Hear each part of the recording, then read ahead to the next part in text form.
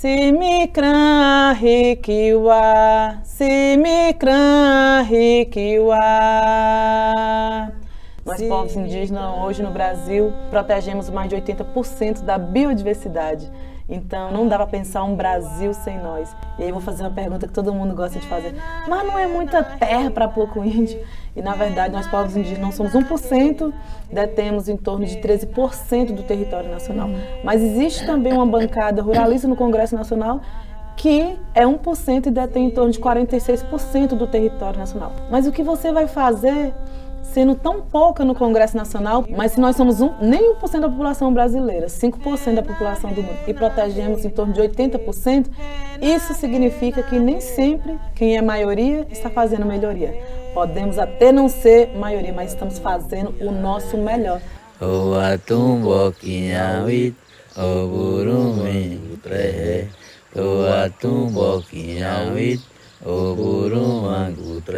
Olá pessoal, eu sou Cíntia Castro, estou aqui com a Cristiana Andrade, jornalista. A gente vai entrevistar hoje a Célia Chacriabá, que ela é a primeira deputada federal indígena eleita por Minas Gerais. A Célia tem 32 anos e a Célia vai falar no nosso especial Indígenas de Minas. Ela está aqui para nos contar um pouco sobre os desafios, quem são esses povos originários que estão aqui em Minas Gerais, quais que são as lutas deles hoje e também um pouco sobre a questão indígena no Brasil. Célia, prazer, tá? É um prazer nosso estar aqui hoje com você, seja bem-vinda. E a gente gostaria de começar te pedindo para falar um pouco sobre uma frase que a senhora sempre diz, que é: o futuro é ancestral. Explica pra gente essa frase e por que o futuro é ancestral. É um prazer estar aqui. É tempo dos povos indígenas, é tempo da diversidade, e dizer que ser eleita por Minas Gerais enquanto a primeira indígena é um momento também de pensar, romper com o racismo da ausência.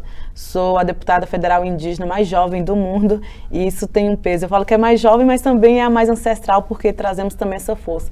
Dizer que o futuro é ancestral é dizer que nós somos o movimento Flecha. Somente pode pensar a solução para o futuro se a gente também tiver essa sabedoria de chegar um pouco mais para trás também. Porque o Brasil começa por nós, o Brasil começa por nós e, sobretudo, começa pelas mulheres indígenas. Por isso que nós falamos que a mãe do Brasil é indígena. A ancestralidade marca um ponto importante, sobretudo para a gente pensar as soluções para as crises climáticas. Nós, povos indígenas, hoje no Brasil, não somos nem 1% da população brasileira, nós somos 5% da população do mundo e protegemos mais de 80% da biodiversidade. Então, não dá para pensar um Brasil sem nós. E hoje, já reconhecido pela ONU, a demarcação dos territórios indígenas significa a solução número 1 para barrar a crise climática. Gravamos aqui também em Minas Gerais, em 2020, O Futuro Ancestral, que é um documentário por Alok também, que traz a força dos povos indígenas através da ancestralidade. Porque para a maioria das pessoas, elas acham que as músicas mais importantes são aquelas top 7 que é lançada anualmente, assim como moda. E nós falamos que os cantos mais importantes, os cantos que traz a cura, são os cantos mais ancestrais. E por isso que falamos que o futuro é ancestral ou não será. Ótimo. Esse ano é um ano que a questão indígena está muito em evidência no Brasil, né? Assim, dois fatos principais, talvez, assim, a gente tem pela primeira vez um ministério específico dos povos indígenas e o ano começou também com essa divulgação de uma crise Yanomami, que ela não é de hoje, mas que ela ganhou uma visibilidade, né? Entre outras questões. Eu queria que você nos contasse um pouco, assim, muitas pessoas têm uma ideia que os indígenas estão presos lá na Amazônia, são lá da Amazônia somente. Como é que a gente traz essa questão aqui para Minas? Sabe, um panorama da questão indígena em Minas Gerais, assim, quais que são eles, quais são os desafios? Eu entrei na escola indígena em 1996, quando os primeiros professores indígenas do estado de Minas Gerais assumiram a escola indígena, e eu sempre, com muito orgulho, falo que ninguém me ensinou que quem descobriu o Brasil foi Pedro Álvares Cabral, porque se isso é violento do lado de fora, imagina do lado de dentro. E quando se discutiu em 96 a presença indígena no estado de Minas Gerais, a primeira revista que saiu aqui em Minas Gerais era assim: uai, tem de Minas? E mudando já esse termo, uai, temos sim povos indígenas em Minas Gerais, existe uma diversidade muito grande de povos indígenas em Minas Gerais, Existe o povo Machacali, que é um povo que na década de 40 foram quase exterminados na totalidade. Existe o povo Krenak, que foi muito importante, não só para Minas Gerais, mas para o Brasil inteiro. É importante dizer que no período da ditadura militar, teve um reformatório ali no território Krenak, reformatório Krenak, onde trazia no campo de concentração indígena de todo o Brasil, foram mais de 8 mil indígenas torturados na época da ditadura militar, aqui vizinho no território Krenak. Então, o território Krenak é guardião também de uma história que traz presença indígena de todo o Brasil. O povo Xacriabá, que é o maior povo indígena do estado de Minas Gerais, a população oscilando em torno de 12 mil indígenas. O povo Xucuru, que veio também de outros estados, o povo Pataxó, o povo Pancararu. Essa diversidade de povos e que também está aqui no contexto urbano. Quando a gente fala assim, por que os povos indígenas estão chegando até aqui? Na verdade, foi as cidades que chegaram até os territórios indígenas. É importante reconhecer essa diversidade dos povos indígenas pelo estado de Minas Gerais. Em 96 ainda, quando vários professores da Universidade Federal de Minas Gerais trabalhavam com indígena do Acre. E aí eles falaram, é tão contraditório, tem vários indígenas em Minas Gerais e a gente acaba reproduzindo essa colonização de dizer que somente tem indígena na Amazônia. E dizer que tem indígena em todos os biomas. Minas Gerais é bioma Mata Atlântica, Minas Gerais é Cerrado, Minas Gerais é Caatinga, mas tem indígena no Pampa, existe indígena no Pantanal. Estive voltando do Mato Grosso do Sul, nos Guarani Kaiowá, que é no bioma Cerrado, que é no Pantanal. Hoje, em torno de 70 povos indígenas no Brasil vivem no bioma Cerrado. E nós, mulheres indígenas, temos tratado essa pauta da importância dos biomas, porque nesse momento a Amazônia é o pulmão do mundo, mas o Cerrado é as veias. Não se pode pensar em planeta de pé sem existir água. E a maioria desses povos indígenas habita o bioma Cerrado. Então é muito importante essa descolonização pelo estado de Minas Gerais. E eu acredito que o próprio resultado da nossa eleição é parte dessa descolonização. Porque o tempo inteiro a gente chegava na universidade. Eu entrei na universidade em 2009 e formei em 2013. E quando a gente chegava na universidade, as pessoas falavam assim, ah, vocês são índios? Aí, antes da gente responder, falava, não, não é, vocês não estão vendo que eles estão de celular, estão aqui na universidade. E nós falamos que ninguém se pergunta, por exemplo, quando uma pessoa como Sushi, quando uma pessoa está com a marca da Nike, se elas tornaram de outros países, porque está usando marca estrangeira também. E é como se a cultura indígena fosse mais fraca o tempo inteiro, como se a gente saísse do território, a gente deixasse de ser. Então, nós não fomos exterminados na totalidade no projeto de colonização, não fomos exterminados na totalidade, mesmo na aculturação, porque existia um projeto de extermínio linguístico, eram mais de 1.000 línguas indígenas faladas, hoje são mais de 305 povos indígenas no Brasil, mais de 110 isolamento voluntário, mais de 274 línguas indígenas faladas, mas é importante dizer que existia uma política de extermínio linguístico.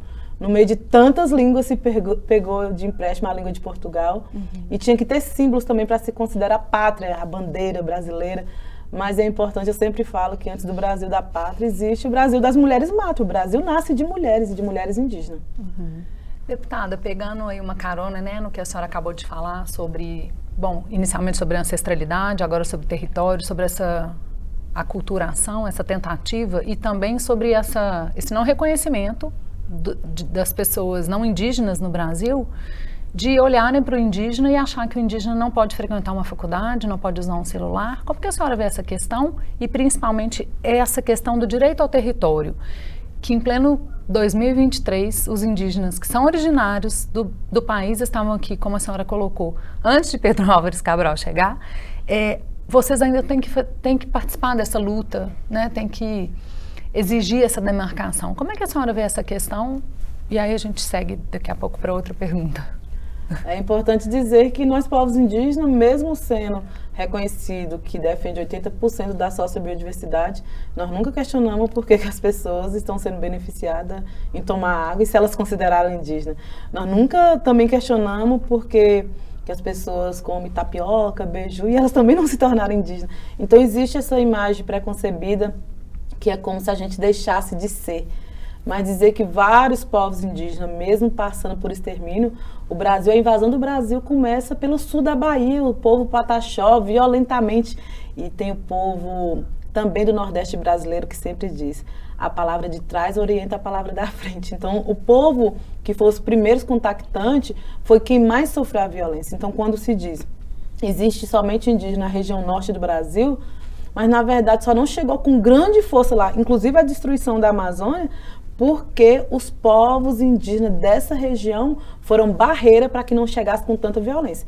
O que acontece hoje no avanço do garimpo e da própria mineração, que não é só lá, é aqui também no estado de Minas Gerais, em decorrência exatamente porque eu sempre digo que nós, povos indígenas, mesmo não sendo reconhecido antes de existir o Ministério dos Povos Indígenas, na verdade, nós somos os principais ministros do meio ambiente, porque nós somos a sustentação, uma barreira importante.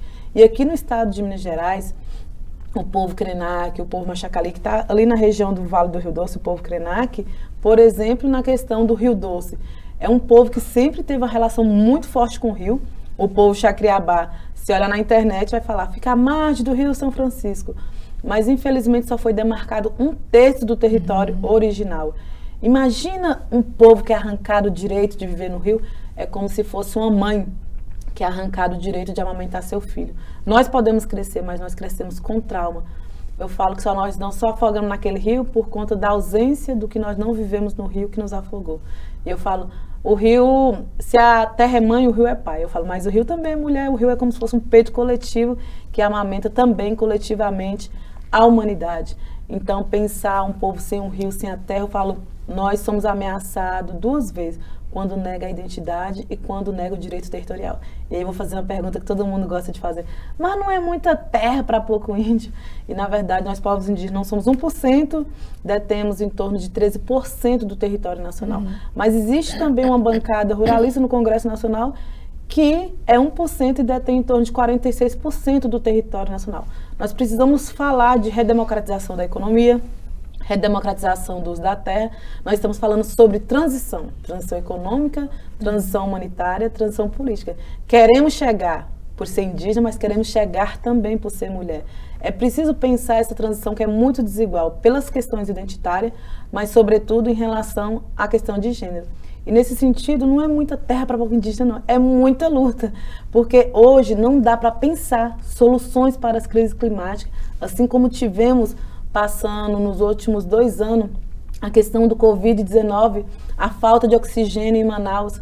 Já pensou? Nós vamos atravessar um momento muito mais perigoso que é consequência das mudanças climáticas. E se as pessoas realmente estão preocupadas com a economia, não vai existir nem dinheiro se não existir planeta. E é nesse lugar da sensibilidade que nós entendemos que falar de questões emergenciais indígenas, falar de questões ambientais e questões climáticas está para além de pauta progressista, é pauta humanitária. Sim.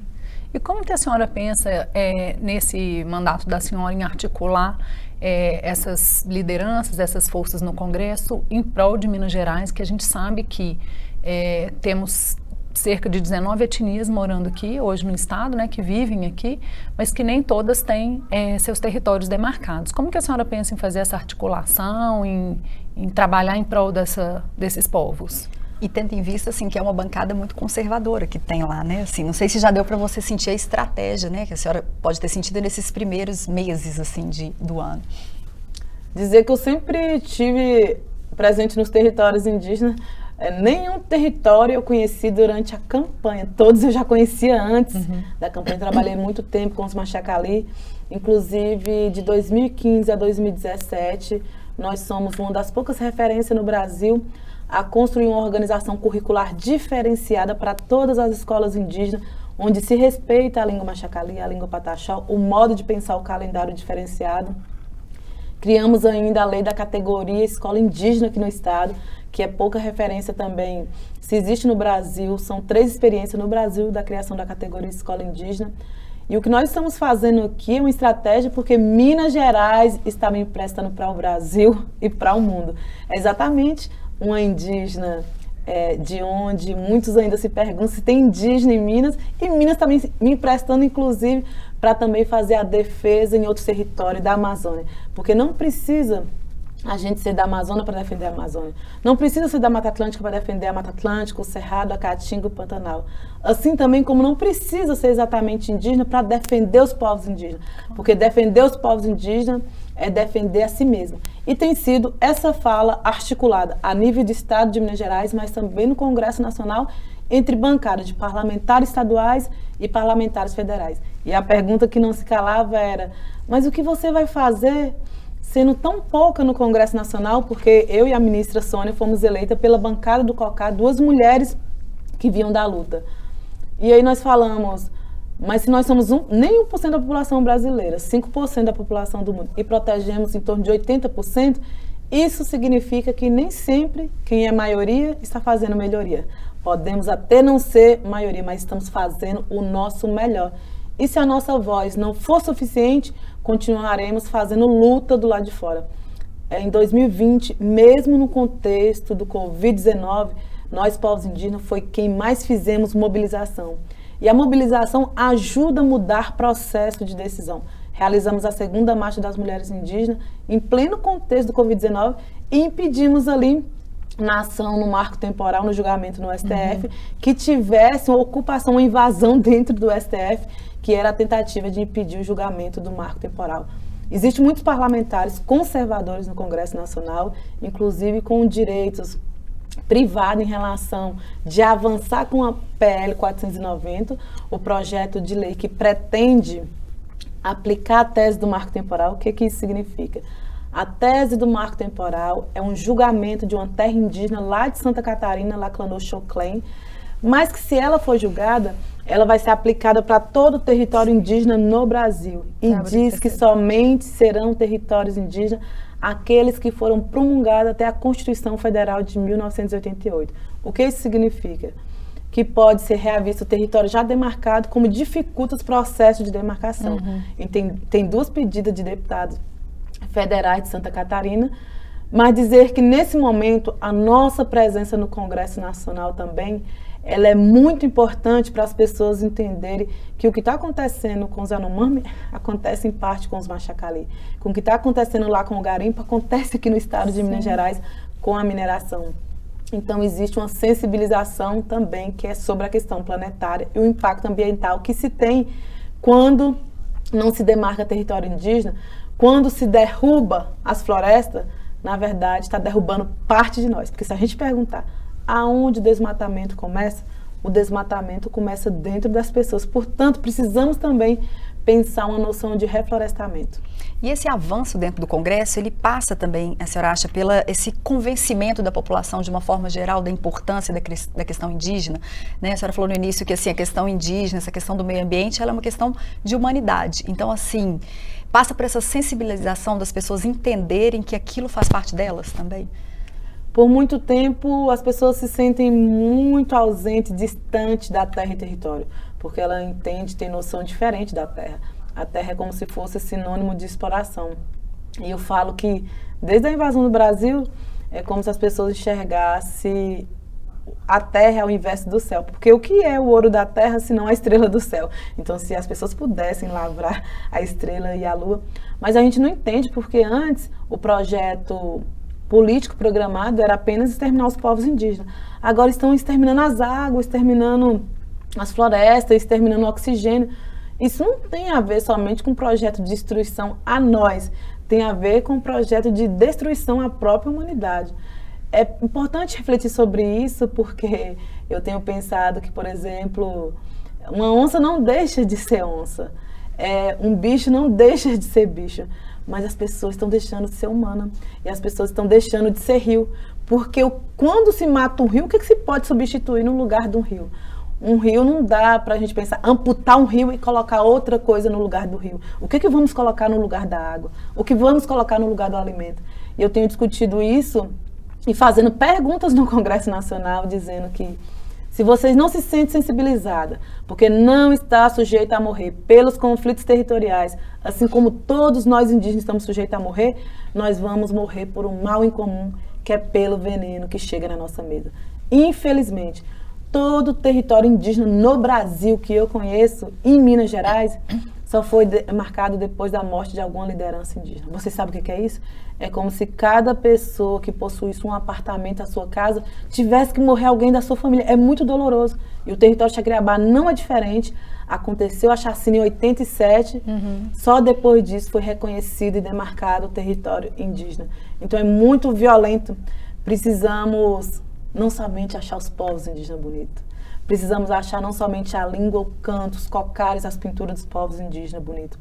É preciso assumir o compromisso de cuidar do corpo e do território de quem canta. E isso a senhora sentiu no processo pré-eleição? Assim, como que foi? Foi difícil convencer, né, assim, as pessoas a votarem numa candidata indígena? Como que foi isso na prática, na rua, assim, com a população? Eu sinto saudade da campanha, porque era um processo de descolonização e um processo também de pensar o ensino e aprendizagem também da sociedade mineira, que conseguiu romper com vários racismos da ausência. Eu falo que se nós não somos vítimas do racismo da presença, nós somos vítimas do racismo da ausência. Sabe o que é isso? Quando eu estou falando que nós povos indígenas não é nem 1%, é quando as pessoas dizem que nós não somos povos indígenas do presente, nos matou. Então, mesmo existindo, as pessoas consideram como se nós fosse inexistente. Então, a dor do racismo da ausência é muito maior, porque elas estão considerando que a gente não existe. Em Minas Gerais, quando eu entrei na universidade, enquanto a primeira mulher indígena no doutorado na Universidade Federal de Minas Gerais, uma universidade que vai fazer 100 anos, as pessoas falam assim: como você se sente sendo a primeira mulher indígena? Joênia, como você se sente sendo a primeira mulher indígena deputada federal no Congresso Nacional? Sônia, como você se sente sendo a primeira ministra? Nós não sentimos o mais importante. Nós sentimos a responsabilidade redobrada de não deixar ser a última, e o que nos pergunta é: por que em pleno século XXI, somente agora, nós somos as primeiras? E isso coloca um ponto de reflexão, porque todas as vezes que eu chegava nas universidades, eu fiz isso durante a campanha, aqui na Universidade Federal de Minas Gerais, Uberlândia, São João del Rei, e quando eu falava assim: quem de vocês já se perguntaram por que não existe estudante indígena no seu curso de medicina, colegas indígenas do seu lado? Levanta a mão. Quantos de vocês sabem uma palavra em inglês e seu significado? Levanta a mão. Quantos de vocês sabem uma palavra indígena e seu significado? Levanta a mão. Quantos de vocês já se perguntaram por que não tem docente indígena no estado de Minas Gerais? Levanta a mão. E quantos de vocês já votaram em candidaturas indígenas? Levanta a mão. Era um silêncio. Então era um constrangimento de entender o quanto que... A primeira pergunta das pessoas era assim: o que eu posso fazer para ajudar a causa indígena? Ajudar a causa indígena é ajudar vocês mesmos. E não dá para ajudar a causa indígena postando algo somente na internet, sem reconhecer os privilégios da ausência indígena nesses espaços. E quando eu voltei depois da eleição, e que eu vou na Universidade Federal de Minas Gerais, e que eu vou em Uberlândia, e eu falo: quantos de vocês votaram em candidaturas indígenas? E aí tem um cenário totalmente diferente. Eu não acredito em descolonização do pensamento onde não existe prática. Eu acredito muito que essa eleição, para além de um saldo eleitoral, ela foi um saldo para reconhecer, colocar na centralidade do debate o estado de Minas Gerais. Minas Gerais hoje está na centralidade do debate também por eleger uma mulher indígena. E em Minas Gerais existe 853 municípios. Fui eleita em 804 municípios. Isso é uma resposta muito importante, sim, eleita com quase 40 mil votos só em Belo Horizonte. Então, para mim, eu fico muito feliz quando eu encontro cada pessoa na rua e que elas falam assim: eu não ia votar em você, mas minha filha de 8 anos falou: mãe, vota na indígena, mãe, ela ajuda a cuidar do planeta. Quando pessoas falavam: não vou votar porque eu queria muito votar em você, mas eu não tenho, infelizmente eu não tenho 2 votos. Eu falava: a gente também não tem 2 planetas. Ou não fique triste se você não ganhar agora, você é super nova, é a primeira vez, porque eu nunca fui candidata nem vereadora, nem prefeita, nem deputada estadual. Não fica triste, vai ter outras oportunidades.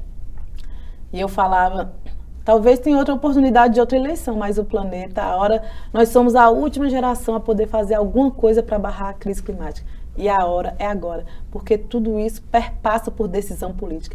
A decisão de pensar um planeta de pé é uma decisão política, então a nossa hora é agora. E a senhora foi eleita agora também como presidente da Comissão da Amazônia, né, que extrapola aí a importância só da questão indígena em Minas e te coloca ainda mais nesse cenário nacional. Qual que é o desafio quando a gente pensa nisso? E pensando nos Yanomami também, assim, a senhora consegue vislumbrar uma solução definitiva para salvar aqueles povos indígenas, que não seja algo pontual, mas algo que seja permanente? A Comissão da Amazônia, dos Povos Originários e Tradicionais, é um momento histórico, não somente porque sou a primeira indígena a ser presidenta dentro da comissão no Congresso Nacional, mas sou a primeira de povos e comunidades tradicionais que está nesse lugar. A comissão é muito estratégica para pensar os projetos que estão tramitando e por muito tempo, quando as leis calou, o genocídio falou. E se aprovou muito lei do mal. E nós precisamos avançar em leis de proteção. Precisamos avançar, hoje é um decreto, a PNEGAT, o Plano de Gestão Ambiental e Territorial em Terras Indígenas, e precisamos transformar essa PNEGAT em lei. Então é muito importante que nesse momento, nesse estado de oportunidade, que não é um estado de permanência, a gente entenda a oportunidade dessa comissão trabalhar por meio de processo de consulta, escutando os povos indígenas e comunidades tradicionais para se avançar. É importante dizer que para salvar o povo Yanomami, precisa não somente um compromisso político brasileiro, precisa um compromisso com a sociedade, com a população de Roraima também, e dizer que o garimpo mata. O garimpo mata, a mineração mata. Todas essas são armas de extermínio, assim como a fome mata. Quando eu fui no território Yanomami e deparar com um senhor de 70 anos, foi o único resistente, sobrevivente de uma comunidade inteira que foi exterminada pelo garimpo ilegal. Quando cheguei lá, que eu escuto de perto um pai não ter força para falar que a causa morte da criança era a fome, porque ele também estava com fome, quando a gente vê casos subnotificados de 30 meninas grávidas de garimpeiro, quando a gente vê a notícia de uma menina de 16 anos que tinha que fazer mais de 16 programas em troca de alimento, uma pessoa que não sensibiliza com isso, uma sociedade que não sensibiliza com isso, está matando parte do ser Brasil. Essa pessoa certamente está perdendo o princípio de humanidade. Então, o que os povos indígenas estão passando por esse momento, no caso Yanomami de repercussão geral, mas é o que está acontecendo com os Munduruku, porque os garimpos também estão saindo, só está mudando a rota. Mas é importante dizer que a solução para isso é a proteção dos territórios indígenas, no caso do território Yanomami, que já é demarcado. Em outras situações, é a demarcação dos territórios indígenas. O Brasil só não perdeu o protagonismo internacional relacionado às questões ambientais porque nós, povos indígenas, sustentamos isso. E é importante dizer também, pensar política pública, porque é tão contraditório um povo que ajuda a manter 80% da biodiversidade morrer de fome e não ter água limpa para beber. Deputada, eu acho, assim, a minha opinião um pouco pessoal, mas queria ouvir a senhora, muitos brasileiros ainda não se enxergam nos indígenas, né? Então, acho que essa pode ser uma das razões para tudo isso que a gente está assistindo, né? Porque se a sociedade não enxerga os indígenas como sociedade, né, do Brasil, tem toda essa questão do desmatamento, do garimpo, porque, como a senhora colocou, está saindo das terras Yanomami e indo para os Munduruku. E isso ocorre praticamente em todo o país, inclusive aqui em Minas Gerais, né? O que a gente está vendo agora, a gente está fazendo uma série de viagens pelo estado e a gente está vendo um estágio de miséria muito grande, né, dessas aldeias, dessas comunidades. Como que a senhora enxerga pela questão climática, ambiental, da demarcação dos territórios, como que a senhora enxerga talvez uma solução, claro que não vai ser uma solução a curto prazo, mas uma construção, né, de uma sociedade em que todos possam coexistir de maneira harmônica, de maneira respeitosa e que a gente não tem, como a senhora colocou, em pleno século XXI, ter que passar por isso, ver uma comunidade inteira sendo dizimada pela fome, né? Onde em 2019, 12 crianças Machacali aqui no estado de Minas Gerais morreu de diarreia. É inadmissível pensar, em pleno século XXI, criança morrendo de desnutrição e diarreia. E por isso é preciso chamar a responsabilidade, porque aqui no estado, o governo, a política institucional também precisa assumir responsabilidade com os povos indígenas, na cultura. A sensação que existe é como se nós, povos indígenas, sempre fizéssemos as nossas mobilizações para pressionar o poder público a nível nacional, mas que Minas nunca assumiu de fato essa responsabilidade, inclusive de se resolver as questões territoriais. Machacali é um povo originário do estado de Minas Gerais. Krenak é um povo originário do estado de Minas Gerais. Os 7 salões do povo Krenak, que é território sagrado, nunca se resolveu. O povo Xacriabá é do estado de Minas Gerais e não tem acesso ao rio, um bem tão precioso. as pessoas vão dizer que é como se nós querêssemos demais, mas eu acredito que não ter território é colocar a nossa vida e a dignidade também em risco. E quando nós falamos que as pessoas é distante as questões indígenas porque não se sente parte, não reconhecer os povos indígenas como parte da sociedade brasileira é não reconhecer o próprio Brasil, é reconhecer uma história do Brasil que é contada pela metade. As pessoas falam, por que vocês, povos indígenas, estão com a violência todos os dias batendo na sua porta e vocês ainda preocupam em curar a sociedade? E nós falamos que só tem sentido de pensar um projeto de cura se essa cura for pensada coletivamente, porque nós entendemos que não é possível pensar um projeto de humanidade se existe pessoas ficando para trás adoecidas. E para isso nós precisamos reflorestar a mentes e corações para essa cura dessa terra. A senhora acha que esse reflorestamento da mente, principalmente, né? Porque eu acho que a gente sem educação e sem conhecimento, sem informação, a gente se torna um povo cada vez mais ignorante, né? Em todos os sentidos que a gente puder colocar dessa forma. Como que a senhora vê a questão da educação? Porque Minas foi um dos estados pioneiros na questão da educação indígena, né? De formação de professores indígenas para as comunidades. Mas só em 2008 o Brasil colocou na lei, digamos assim, a educação da história indígena no currículo das escolas não indígenas, né, do ensino regular. Como que a senhora vê essa questão passando pela educação, dessa valorização dos povos originários, dessa questão toda que a gente está, né, trocando essa ideia aqui com a senhora hoje? Como que a senhora vê isso pelo conhecimento, pela educação, a importância disso, né? Sou professora com muito orgulho e trabalhei aqui na Coordenação de Educação Escolar Indígena de 2015 a 2017. A primeira vez que eu saí do território indígena para ficar fora mais de um mês, pensando em políticas também educacionais para as comunidades indígenas com especificidade. E eu falo que nós lutamos por uma educação do jeito que a gente quer, sem matar o que a gente é. E dentro do Ministério da Educação, a nossa primeira ação foi uma emenda à medida provisória no dia 2 de fevereiro, um dia depois da posse, para que o Ministério da Educação se incluísse também a questão da educação escolar indígena, quilombola e do campo, que estava fora também da proposta ao Ministério da Educação. E é importante dizer isso porque quando nós pensamos a educação, nós estamos falando a partir de uma educação diferenciada também, uma educação que se considera um modo de vida. E aqui eu lembro muito porque discutimos sempre a partir da identidade. E quando falamos de identidade, em relação, inclusive agora o território Yanomami também, que existe vários territórios que tem mais de 7 anos, onde não existe educação, e eu tenho falado, se não conta os vivos, vai contar os mortos?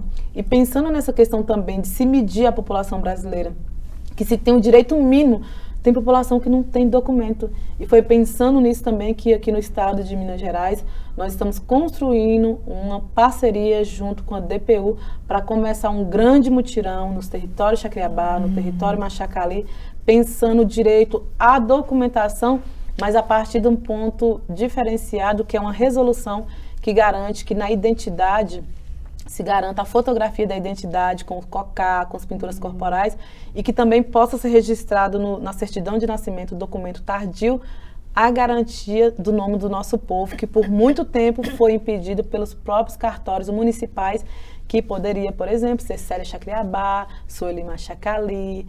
É importante dizer isso porque é a reafirmação da nossa identidade. E o papel da educação é importantíssimo nesse princípio. Se vocês chegarem nas escolas indígenas e se fazer uma pergunta, eu falo assim, aonde está a escola? Aonde está a educação? Aonde está a universidade? Eu falo que a escola, a universidade, ela está em todos os lugares, porque elas estão dentro das próprias pessoas. Afinal, para nós, povos indígenas, quem é professor não é somente aquele que assina o contrato pela Secretaria de Estado de Educação. Quantas vezes eu tive na escola indígena dando aula e estava passando uma pessoa mais velha, meu avô, contador de história, e de repente era eles que estavam dando aula na escola. Porque eu sempre ensinei matemática, por exemplo, através das pinturas corporais e da geometria. E aí os estudantes que estavam indo para os institutos federais falavam assim, ô tia, os meninos estão dizendo que acho que eu não estou muito avançado porque eu ainda não aprendi sobre raiz quadrada. E eu falei para ele sabe a forma da geometria na matemática, das pinturas corporais? Não, eles dizem que não. Ele sabe na física a velocidade da flecha? Não, ele disse que não. Ah, então pode falar para ele que a escola dele também é fraca. Porque para mim, a escola, ela não se torna fraca por dialogar com a vida no território. Isso é metodologia de ensino e aprendizagem. E a escola, mesmo no contexto não indígena, o ensino médio, que precisa ser repensado, essa história do novo ensino médio, ela precisa ser interessante, a escola precisa dialogar com a vida. É preciso realmente pensar uma educação, não só indígena, que dialogue com a vida. E nós, povos indígenas, pensamos a partir desse lugar, porque pensamos um ensino, uma metodologia diferenciada, mas uma escola que também dialogue com o território. Porque o território também é ciência, é um livro inesgotável. E o primeiro livro que eu li na minha vida foi meu avô. E eu falo que é importante ler os nossos avós, porque eu sempre, quando as pessoas perguntavam para mim, Celinha, quando você vai fazer seu primeiro livro de antropologia, eu falava, é porque antes de fazer o primeiro livro de antropologia, o que fazemos também é canto-leitura, o que fazemos é luta-leitura. Eu só consigo escrever porque acionamos pensamento e vivência e história coletiva. É importante dizer que, para mim, a ciência ela é pensada também em construções coletivas. Existem construções autorais, mas nenhuma vivência é solitária. Célia, e todas essas questões, elas passam também por uma questão orçamentária.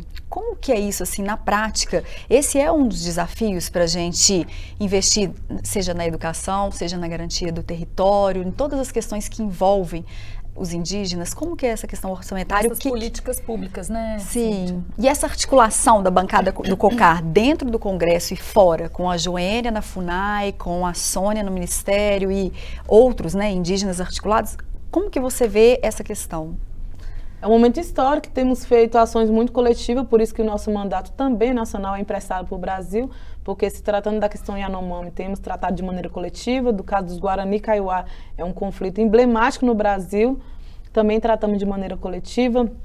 Queremos também no sul da Bahia, aos Pataxó, que está sendo assassinado um jovem por mês, também precisa ser acionado de maneira coletiva, junto à saúde indígena, que também é ocupado por um indígena também nesse momento, a presidência da FUNAI junto com Joênia, que no estado também vai ser um CRENAC, assumir a FUNAI regional aqui também a nível de estado, e dizer que a cada vez que a gente pergunta, por exemplo, quanto custa a demarcação do território indígena? É caro demais. E a pergunta que eu falo que a sociedade deve fazer, é inspirado em Davi Copenaua, um grande escritor indígena, é quanto custa a queda do céu. Se não demarcar os territórios indígenas, nós vamos entrar num colapso de emergência climática e não vai poder existir sustentação do céu se a terra estiver doente. Há questões da água, veneno, quanto as populações têm adoecido com a questão cancerígena do veneno, mas aqui também no estado de Minas Gerais, pela mineração, um índice de suicídio altíssimo nos territórios indígenas e na população, em média geral também, ocasionado pelo conflito e impacto da mineração. E nesse sentido, tudo precisa orçamento. Nós queremos lançar também uma campanha de sensibilização da demarcação dos territórios indígenas, sensibilizando a sociedade, a juventude. Eu acredito muito na juventude, eu acredito muito nas crianças, acredito muito nas mulheres e acredito também no poder de sensibilização às pessoas que ainda não conseguiram entender. Porque escutar um chamado dos povos indígenas é escutar um chamado do planeta. E nesse sentido, para tudo precisa orçamento. Por isso que estamos também discutindo o orçamento para a questão da educação. Já tivemos reunião com o ministro da Educação, a importância de pensar o acréscimo da merenda escolar, que foi lançada há poucos dias também, sobretudo para as comunidades indígenas e o povo quilombola, que tem um acréscimo na merenda escolar, porque eu não sei se a população também reflete sobre isso. É fato que em determinados territórios, a única alimentação do dia de uma criança é a alimentação escolar. E quando estava no período da pandemia, elas falavam que estavam com saudade da escola, mas na verdade elas não estavam com saudade da escola, elas estavam com saudade de comer. Então é muito importante dizer isso, a desigualdade social no Brasil ainda é gritante. E quando as pessoas falam, isso é uma crítica a determinado governo, isso é uma crítica... Gente, precisamos levar a sério quando estamos falando de fome, nós estamos falando para além de uma situação, nós estamos falando de uma questão de crianças que a única alimentação do dia é a alimentação escolar.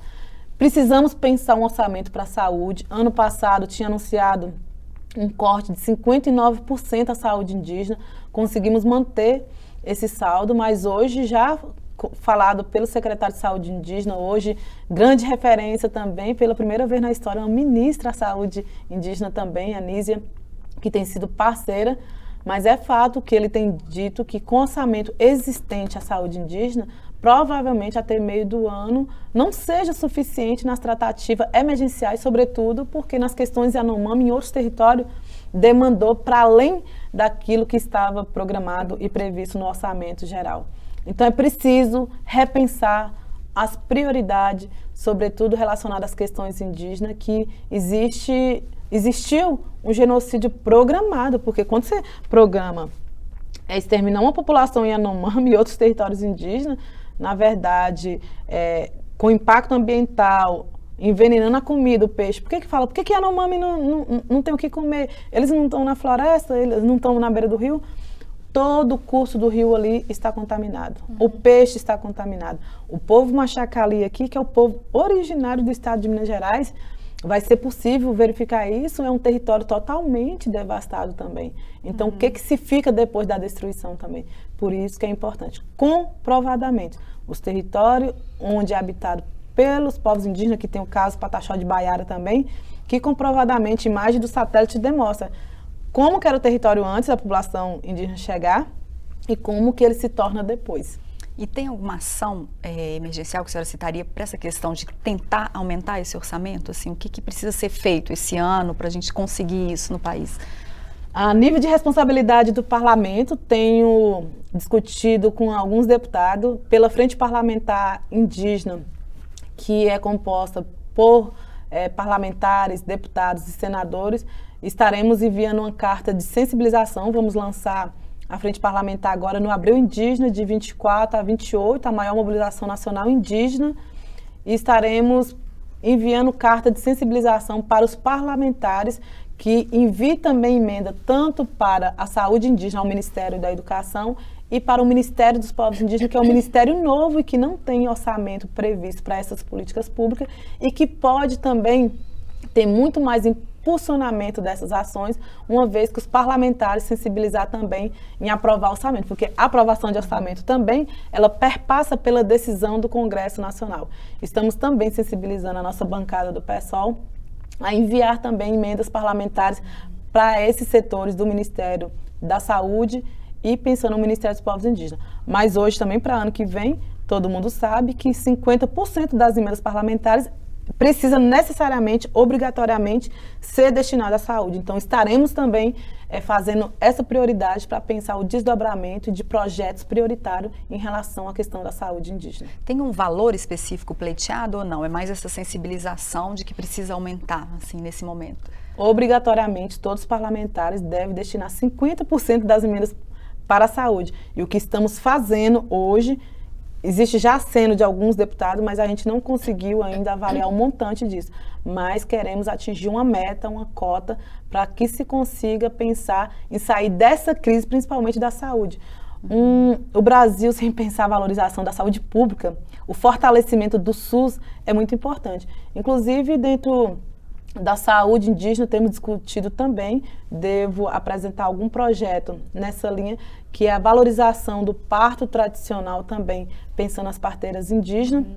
Tem um projeto-lei que é da valorização da categoria de AIS e AISAM, de agente de saúde e saneamento básico, mas queremos também pensar a valorização do conhecimento tradicional. Porque deve haver um conflito, né, deputada, desse conhecimento tradicional com esses atendimentos de saúde, porque muitos médicos, não digo todos, mas muitos médicos que atendem nos próprios distritos sanitários indígenas, muitos não são preparados para lidar com a medicina popular, a medicina tradicional indígena. Então, existe esse conflito, assim, num tratamento, em alguma questão, ou essa não é uma questão relevante? Por muito tempo, sim, existia conflito, mas hoje existe uma sensibilização da própria ministra da Saúde, junto com o secretário de Saúde Indígena, porque nós precisamos pensar em remédios que curem. Os remédios tradicionais é uma forte potência de cura e ainda diminui a pressão do orçamento, porque muitas enfermidades se pode ser curada com os remédios tradicionais. A rede de médico também dos cubanos que chegaram nos territórios, eles tinham muita sensibilidade. Acompanhei no território Chacriabá médica que era muito sensível, da rede Mais Médico, e que inclusive recomendava, porque no Jacareabá tem a Casa da Medicina Tradicional, que se indicasse, por exemplo, para as questões de gripe. E durante o período da pandemia no território de Jacareabá, nós conseguimos diminuir gripe comum, foi exatamente porque nós fazíamos mutirões para fazer xarope no território de Jacareabá. E, sobretudo, pensando nessa questão também da valorização do parto tradicional, porque muitas mulheres, gravidez não é doença, mas muitas mulheres perderam a vida pela violência também durante o parto. Perdeu a vida as mulheres, perdeu a vida as crianças durante o parto, e por isso que eu quero saudar também aqui em Belo Horizonte, no estado de Minas Gerais, a importância, sobretudo de Sofia Feldman, que tem esse trabalho também, que é com o parto humanizado, e a importância de fazer essa valorização, porque é muito importante o cuidado com o corpo, que é a primeira morada, principalmente, de quem está chegando ao mundo. A gente queria saber sobre a questão da FUNAI, ela também entra nessa questão de se ampliar o orçamento? Sim, a Fundação Nacional dos Povos Indígenas, existe um sucateamento, uma militarização da FUNAI nos últimos anos, e ela não era mais a fundação, o órgão de proteção aos povos indígenas, mas se tornou um órgão de perseguição aos povos indígenas. E ela vem numa reestruturação, pensando na proteção dos territórios. Existiam projetos e orçamentos também paralisados, que hoje a presidenta da FUNAI, Joênia, a primeira mulher indígena a se tornar deputada federal no Congresso Nacional, está muito aguerrida, com muito compromisso para pensar também a gestão territorial, e uma FUNAI que seja realmente dialogada com os povos indígenas, com o compromisso de gestão ambiental e territorial, mas que também tem compromisso com a educação e é pensada também a partir da escuta sensível aos territórios. A FUNAI, inclusive no levantamento feito pela presidenta Joênia Wapichana, que quando ela recomendava, enquanto parlamentar, a sensibilização de deputados em pensar o apoio aos territórios indígenas, muitos parlamentares, em gestão passada, enviou recurso para a FUNAI, mas para financiar o garimpo por meio de emendas parlamentares. Então, estava usando para financiar exatamente a aceleração dos conflitos territoriais. Porque entender hoje que as pessoas que hoje não entendem que quando financia os conflitos territoriais, está inclusive financiando também o aceleramento de entender que 2019 foram 135 lideranças indígenas assassinadas no Brasil. Ano passado foram 185 lideranças indígenas assassinadas.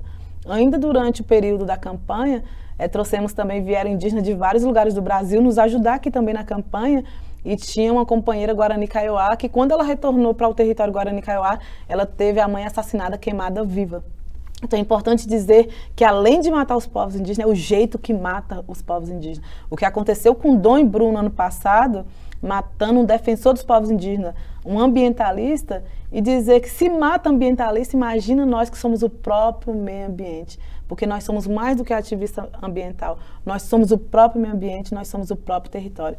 Mas é importante dizer tudo isso e dizer que ainda dá tempo da sociedade repensar os seus hábitos, dá tempo da gente saudar essa dívida histórica, que não é somente a nós povos indígenas, porque é para a futura geração, é para seu filho. O que vocês têm a ver quando falamos por que a população está tão distante de enxergar os povos indígenas? Mas podemos aproximar, de entender que a água que chega na sua casa tem a ver com a nossa proteção dos territórios, que a comida também precisa de pensar o oxigênio.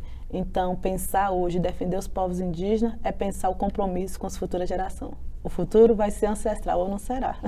Eu queria que você falasse um pouquinho, para quem ainda não te conhece, quem é a Célia Chacriabá? Tipo assim, onde você nasceu, qual era o seu sonho lá de criança e como você chegou, de uma forma resumida, né, onde você está hoje. Quem é a Célia, para quem ainda não conhece a deputada federal? Célia Chacriabá vem do território Chacriabá, do norte de Minas Gerais, um território que precisa ser conhecido também com outras bonitezas, o território do norte de Minas, que é cheio, marcado da população de povos, comunidades tradicionais, que tem uma força muito grande da cultura, que vem do bioma cerrado, mas Célia Chacriabá carrega muitas mulheres dentro de si. Célia Chacriabá carrega muitos povos, carrega as águas gerais, os povos gerais, indígenas gerais, mulheres gerais, e pensando na força dessas montanhas gerais. Iniciei na escola indígena em 1996, depois me tornei professora, vim para o curso de formação intercultural para educadores indígenas, retornei ao território, depois vim trabalhar enquanto a primeira indígena na coordenação de educação escolar indígena, percorri todos os territórios indígenas aqui de Minas Gerais, fazendo processo de consulta para criar a categoria escola indígena e para que se avançasse numa carreira de professores indígenas, porque todos os professores indígenas de Minas Gerais não é concursado, tem uma carreira muito frágil, contratual, e nesse sentido provocamos ali o avançar de pensar a garantia dos professores indígenas no estado de Minas Gerais.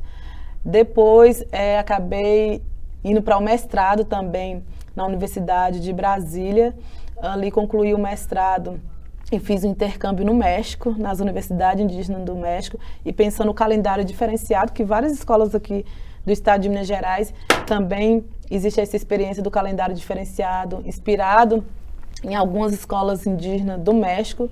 Durante a minha estadia no México, era o mesmo período da eleição de Maré Chuy, uma mulher indígena também, que provocou uma outra proposta política no México.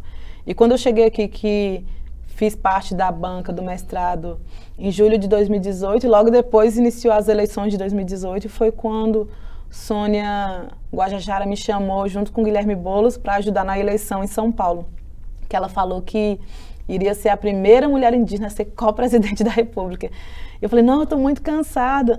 E aí ela falou, não, é só uma semana. E eu fiquei 3 meses com ela assumindo esse compromisso. E para mim ali já foi um momento de formação, porque embora ela não ganhou a eleição, teve um saldo político onde as pessoas, com a candidatura de uma mulher indígena à co-presidência, elas acabaram tendo a sensibilidade de ter que colocar na centralidade do debate a questão indígena no Brasil, a partir da perspectiva de um indígena falando. E nas eleições de 2018 já tinha 135 candidaturas indígenas, não é que nós nunca concorremos. Esse ano passado decidimos concorrer de maneira diferenciada, pensando candidaturas que têm vínculo com a luta, e aí foi chamada a bancada do COCAR, pensada para mulheres, e a bancada indígena de maneira mais ampliada. Foram 185 candidaturas indígenas no Brasil, e com um saldo eleitoral importante dessa bancada do COCAR, elegendo 2 mulheres que tinham compromisso com a luta, e discutimos ali também a importância de viabilidade. Nunca imaginei estar exatamente nesse lugar, mas dizer que estar nesse lugar também é o compromisso com a luta, é o compromisso com a população também do estado de Minas Gerais, que ao romper o racismo da ausência, hoje tem uma mulher indígena que, quando defende a cultura, está defendendo para a população do estado de Minas Gerais, que quando está defendendo o meio ambiente, as águas gerais, está defendendo para Minas Gerais, para as mulheres gerais e para o Brasil. Nós vivenciamos um momento único, onde uma menina indígena, que sempre estudou no território indígena e que nunca teve vaidade de entender que poder não é somente o poder legislativo, executivo e judiciário. A luta é o 4º poder, o povo é o 4º poder. Uma menina indígena que sai do norte de Minas enquanto a única mulher eleita no norte de Minas Gerais, pensando nesse momento também da subversão da política e que hoje está presente no Congresso Nacional, representando as mulheres também do estado de Minas Gerais. Então é um momento histórico e Minas Gerais faz parte dessa história de uma menina que entrou na escola indígena em 1996 e hoje entra para a história fazendo parte dessa política que é pensada para um momento de transição para que a humanidade se sinta mais sensível, porque discutir política é discutir o projeto de vida, é discutir o projeto de planeta. A senhora falou da reverência e da fé que a senhora tem, não sei se a senhora usou fé, acho que não, a palavra fé, mas nos jovens. E as lideranças mais jovens estão ressignificando a luta indígena pela internet. Como que a senhora vê essa questão da comunicação hoje pela internet? E como que essas lideranças jovens indígenas estão se articulando para estarem em mais locais de se apropriando mais da universidade, do conhecimento, do saber, e também na internet com sua arte, pela fotografia, pela arte indígena, né, e pela própria luta. Como que a senhora vê essa questão da comunicação pelas redes sociais dessas novas lideranças? Hoje a comunicação tem sido uma ferramenta de luta importante pelos comunicadores indígenas, cineastas indígenas. Existem vários cantores indígenas, existem várias pessoas indígenas que estão na universidade. Hoje, em torno de 70 mil indígenas estão na universidade, indígenas que estão fazendo medicina, estão fazendo odontologia, direito. É importante dizer que tanto no quadro do Ministério dos Povos Indígenas, assim como no nosso mandato, conseguimos montar bom quadro trazendo a presença de indígenas, que é resultado também da universidade. O Ministério dos Povos Indígenas é composto por bons advogados indígenas, administradores indígenas, mulheres indígenas de todos os biomas, e o nosso mandato também tem presença indígena de todos os biomas brasileiros, e isso também é resultado da importância da presença indígena na universidade. E quando estamos nesses espaços, não tornamos menos indígena por estar com celular, não tornamos menos indígena por estar na universidade. Na verdade, nenhuma sociedade se sustenta com a monocultura. E reconhecer a presença indígena como comunicação, ferramenta digital, é dizer que essas ferramentas digitais também são estratégias ancestrais. Porque hoje, por exemplo, em territórios de conflito, só tem sido possível a partir dos comunicadores indígenas que têm usado o celular como uma importante ferramenta de luta. Então, hoje também se tornou uma ferramenta de luta e muitos pensadores indígenas, muitos cineastas indígenas dizem que hoje uma ferramenta mais importante tem sido principalmente a memória indígena guardada a partir das narrativas, histórias de nossos avós, porque quando morre um ancião, morre também parte da história. E um jeito de não fazer a história morrer tem sido esses cineastas indígenas que eles editam a partir do olhar, porque ele filma a partir da sensibilidade indígena quando filma ritual, quando filma as histórias dos mais velhos. Ano passado, em dezembro, aconteceu em Brasília a primeira amostra de cinema e cultura indígena no Brasil. Isso para dizer que nós temos indígena em vários lugares. E pensar a presença indígena no cinema é pensar que a descolonização passa também pelo imaginário da sociedade brasileira. E a revolução hoje maior no mundo tem sido também a ferramenta digital. Então pensar a nossa presença também, segurando a mão na caneta, segurando a mão na câmara, segurando a mão no maracá, mas sem perder a sabedoria do nosso conhecimento ancestral. Célia, para encerrar, eu queria só que você falasse para a gente, assim, sobre a importância do canto indígena, que no início a senhora começou falando sobre ele, e se a senhora se sentir à vontade, que a gente pudesse gravar esse canto, para a gente mostrar para quem ainda não conhece ele, a força que ele tem. O canto indígena tem sido uma das ferramentas mais importantes, porque todas as vezes que nos foi negado dentro desse espaço institucional, me emociona muito, porque ainda no acampamento Terra Livre do ano passado, em vários momentos em opressões policiais e principalmente em 2020 na mobilização nacional indígena, nós nunca tivemos espaço do microfone do lado de dentro do Congresso Nacional, mas sempre foi pela força do canto tradicional, mais de 150 povos indígenas cantando em língua diferente, que nós fizemos também mudar processo de decisão, assim como a PEC 215, que naquele período, por uma forte mobilização do movimento indígena brasileiro, conseguimos mudar. E acompanhei várias mobilizações em Brasília, ainda na reforma da Previdência, onde tinha 50 mil pessoas de mobilizações nacional e não conseguia chegar nem na esplanada do Ministério.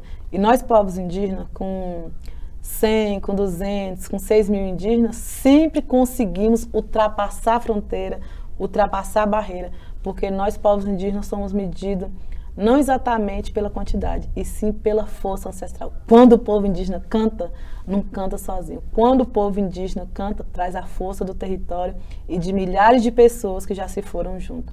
Por isso, mesmo hoje no Congresso Nacional, eu começo cantando.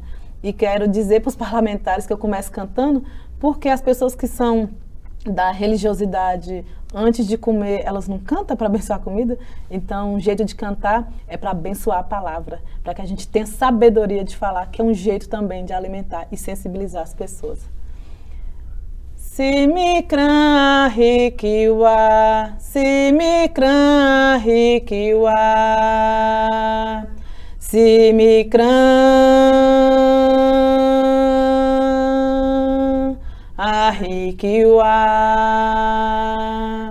Hena Hena Hena He, Hena Hena Hena He, Hena He, Nahe Naha.